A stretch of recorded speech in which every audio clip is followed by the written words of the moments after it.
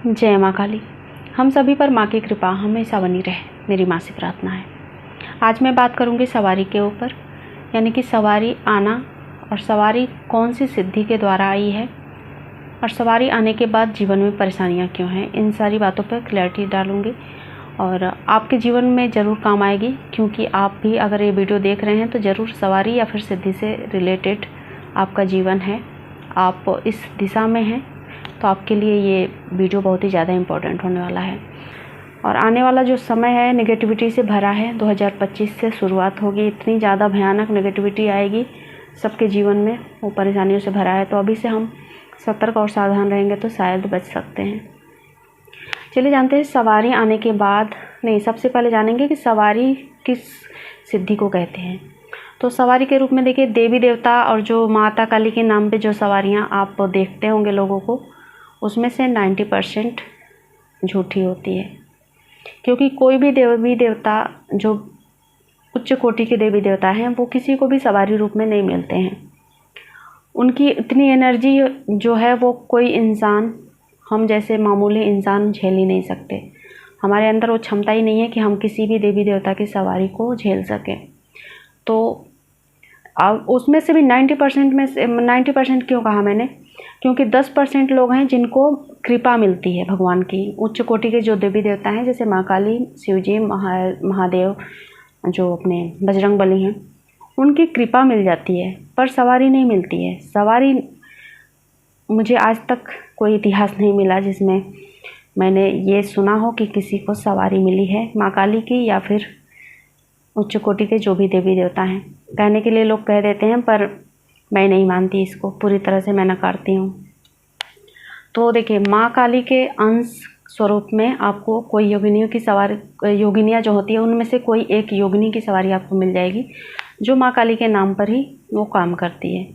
या फिर जो माँ काली की जो पुजारी होती हैं, जो साधक होती हैं, वो उनकी मृत्यु हो जाती है तो वो भी सवारी रूप में आती हैं, तो फिर उनको कालिका कहा जाता है, कालका।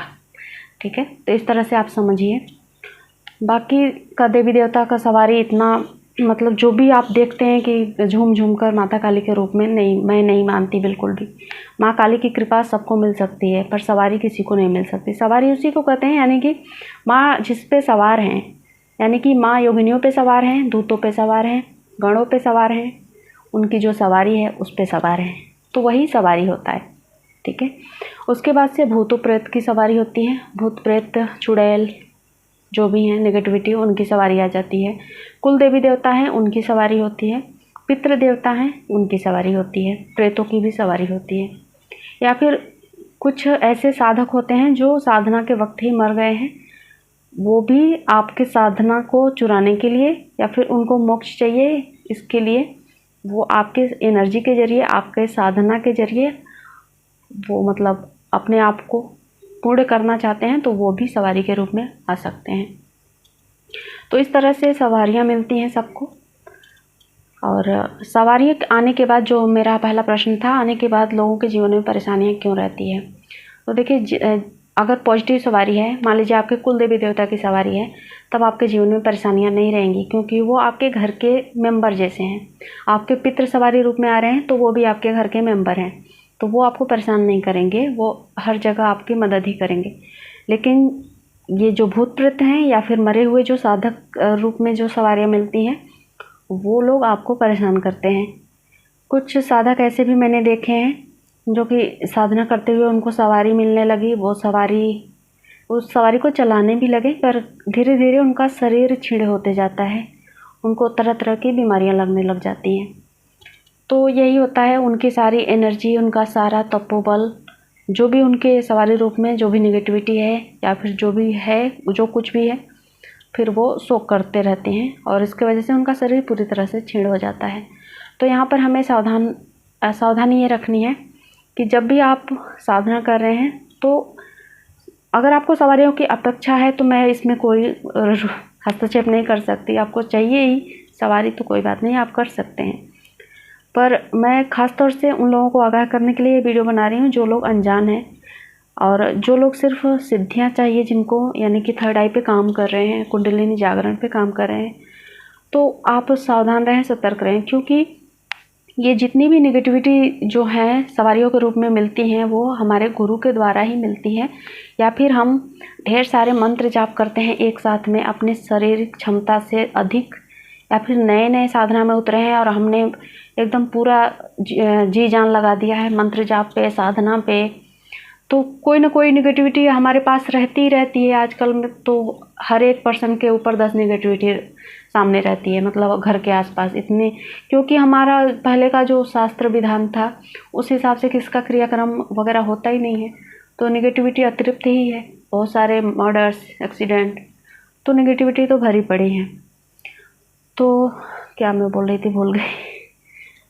तो हाँ, जब भी साधना में बैठे आप अपने आप को सुरक्षित करके बैठें, यानी कि किसी कवच वगैरह का पाठ कर लें और सूक्ष्म तरीके से अपने इष्ट को प्रे करें कि भगवान आप मेरी रक्षा करना, मैं साधना में बैठ रही हूँ। अपने चारों तरफ जल का छिड़काव करें, चाहे मंत्र जाप करने बैठ रहे हों या फिर ध्यान करने बैठ रहे हों। तो ये अगर आप ध्यान करके बैठते हैं, ये मतलब ये इस विधि को पूर्ण करके बैठते हैं, तो जो निगेटिविटी है आसपास वो आपके अंदर नहीं घुसेगी। अंदर घुसने का मतलब है कि सूक्ष्म रूप से आपके शरीर पे काबू पा लेगी। फिर वो बोलेगी कि मैं सवारी हूँ, माँ काली की सवारी हूँ, फलाना की सवारी हूँ, जो कुछ भी उसके मन में आएगा वो बोलेगी। उस तरीके से वो आपको भी बस में करेगी और आपके आसपास रहने वाले लोगों को भी बस में करेगी। लेकिन इससे कुछ मिलता नहीं है। देखिए, आप इस जीवन को तो बर्बाद करेंगे ही, अगला जो जन्म है वो जन्म तो छोड़िए, इधर ही भटकते रह जाएंगे। तो आप ये कार्य जो मैंने कहा है, अगर आप साधना में हैं, ध्यान में हैं, तो ये ज़रूर करिएगा। उसके साथ ही आप सवारी को पाने की इच्छा करके साधना कभी भी ना करें। मेरा सबसे यही निवेदन है कि आप लोग मत करें। दूसरे को बहुत सारी वीडियो देख देख के मेरा दिमाग ख़राब हो रहा है कि मतलब लोग बता रहे हैं, इतने फ़ायदे गिनाते हैं, पर उसका नुकसान कोई क्यों नहीं बताता है, मुझे यही समझ में नहीं आता है। और मैंने देखा मेरे चैनल पर किसी ने तो रिपोर्ट किया था, यानी कि अगर मैं सही बता रही हूँ तो मेरे चैनल को डिलीट करने की साजिश भी हो रही है।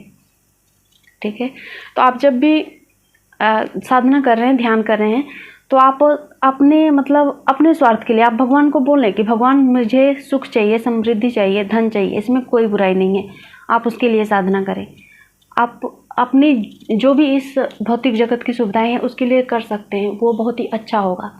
आप अपने मुक्ति के लिए प्रे कर सकते हैं, भगवान को पाने के लिए, भगवान के दर्शन के लिए, इन सब के लिए अगर ध्यान साधना करते हैं ना, तो बहुत ही अच्छी बात है। आपको कोई भी नुकसान नहीं होगा और आपके जो परिवार के मेंबर हैं वो लोग भी सुरक्षित रहेंगे। क्योंकि ये जो सवारियां होती है ना, एक बार आ गई तो फिर वो आपके घर में वास करेंगी। आपके बाद जब आपकी पूरी एनर्जी सोख कर लेंगी तो आपके बाद आपके परिवार के मेंबर के ऊपर हावी होंगी।